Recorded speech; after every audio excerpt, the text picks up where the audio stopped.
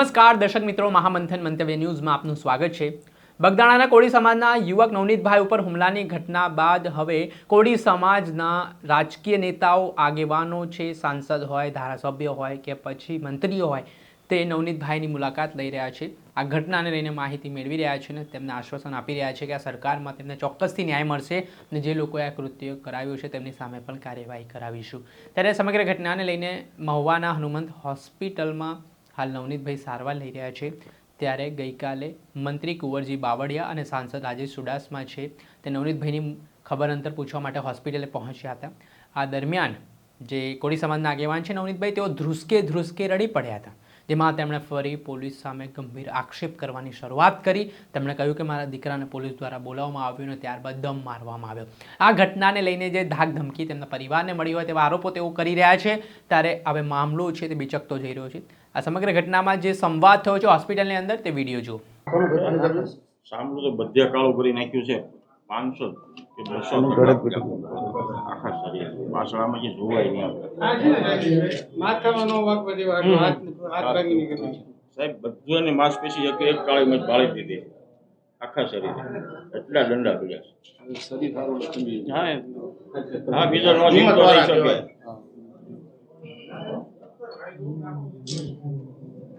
Video જોઈ, video નહીં પણ આ બધું દેખાય છે। હા બધું સામે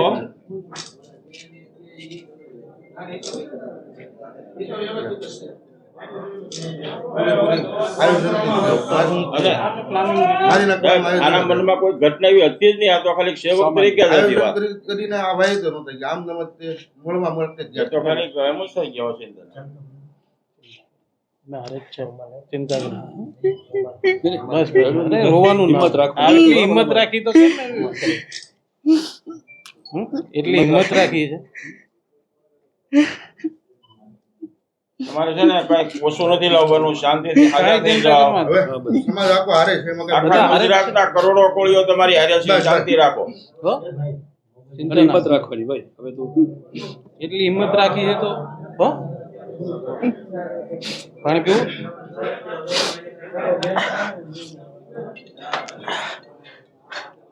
બસ બસ હવે ભાઈ નવનીત શાંતિ રાખો, ચિંતા કરી માં। આ પોલીસ વાળા હું ના મારા પરિવારને બોલાવીને ઉલટું સુલટું પૂછે। ક્યારે આજે આજકાલમાં બોલાયો? કાલે મારા છોકરાને બોલાવ્યો હતો। એ અમે વાત કરી લઈશું હો।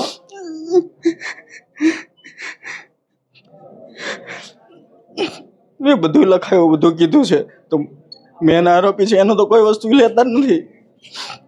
કેટલા પુરાવા અમે આપીએ છીએ। બીજી વખત નિવેદન લેવાની હા, પછી પાછો મારા છોકરાને બોલાવ, તારા બાપાને ક્યાં ખોટું રાજકારણ ન કરે એમ। એમાં ક્યાં રાજકારણ આવે?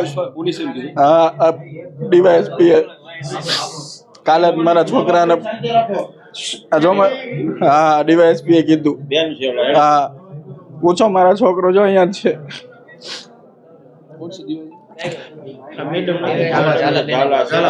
એસટી સેલમાં ભાવનગરમાં એ કાયમી છે ને અહીંયા મળવાનો સાર છે। પછી આ લોકો જ્યાં જ્યાં હોય એના સીસીટીવી ચેક કરવાના પોલીસને આપણે કહીએ તો જાય નહીં અને ત્યાં ડિલીટ થઈ જાય છે બધું। ઉનામાં જે યાર્ડના ચેરમેન છે ને એના ભાઈની છોકરી ઉકાદાનો પરિવાર ઉકાદાવાળા સાહેબ, પહેલા દિવસેથી એને ક્લીન ચીટ આપીને આમ એવી પત્રકાર પરિષદ યોજી છે કે જાણે બધાના હાથમાં થઈ ગયો। પણ એની હારે એ જયરાતની હારે ફરતી હોય છે। આપણે બધું હવે સોમવારે કરશું, પરમ દિવસે એને નોકરી મફત કરાવવાની છે।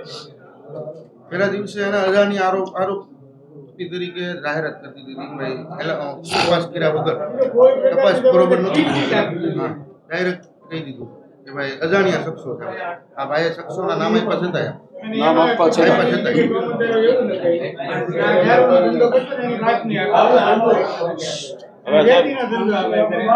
એ જે પકડાણા એ બધા 35 કિલોમીટર આગા ગામના છે, ઓળખતો પણ નથી। આવપટ્ટી વાત એની રેકી કરી છે, એની બાતમી આપતો। હવે અત્યારે કોકને પકડીને લેવા છે, એના પરિવારના મને ફોન કરે કે અમારા છોકરાને 10,000 રૂપિયા દૃષ્ટિના દેવાના ને એના માટેથી કે અમારા છોકરા નામના હાજર કરવા લઈ આવેલા છે બીજાને। હા, બીજાને અમારા છોકરાને ખબર નથી કાંઈ એમ। કાલે એ લોકો આવ્યા હતા, અહીંયા આવ્યા હતા। તો આવા તો આરોપીઓ બનાવી દીધા છે. નીમુબેનને કીધું એને રૂબરૂ. કે મારા છોકરાને ખબર નથી કે મેં હાજર કરાવ્યો આમથી આમ તો ખોટો પેલો ઉમેદવાર આરોપી તરીકે. સારું પણ હિંમત રાખો મેં એમાં જે કંઈ કરવાનું થતું છે બાકી કચાશ નહીં અને બધા સમાજને જોડે છે બાકીનું જે કંઈ કરવાનું બધા મળે અમે હોમમાં આખો દિવસ કાંઈ કામ કરવાના નથી બધા સમાજના આગેવાન ગૃહમંત્રી મુખ્યમંત્રી આખો દી ભલે બેસવું પડે અમારે ગમે એવો અર્થ લેવો પડે.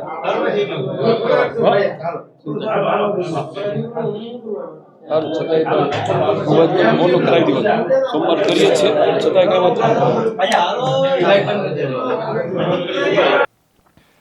આજે સમગ્ર ઘટનાનો આપ વિડીયો જોઈ રહ્યા છો, જેમાં જે રીતે હાલ જે પીડિત છે નવનીતભાઈ, તેઓ પોલીસની કામગીરી સામે સવાલ ઉઠાવી રહ્યા છે અને કહી રહ્યા છે કે જે આ કેસમાં મુખ્ય આરોપીઓ છે ત્યાં સુધી પોલીસ પહોંચી જ નથી રહી, તેને જ લઈને હવે સવાલ ઉઠવાની શરૂઆત થઈ છે. આ મામલે કોળી સમાજના આગેવાન હીરા સોલંકી સહિતના જે કોંગ્રેસ સહિતના જે ભાજપના ધારાસભ્યો છે તેઓ છે તે સોમવારે ગાંધીનગર ખાતે આ બાબતે મુખ્યમંત્રીને મળવા પણ જવાના છે અને રજૂઆત પણ કરવાના છે. ત્યારે આગામી સમયમાં કયા પ્રકારની પરિસ્થિતિનું નિર્માણ થાય છે તે જોવું રહ્યું. દર્શક મિત્રો, આવા જ નવા વિડીયો સાથે આપણે માહિતગાર કરતા રહીશું, એટલે મહામંથન મંતવ્ય ન્યૂઝ જોતા રહો.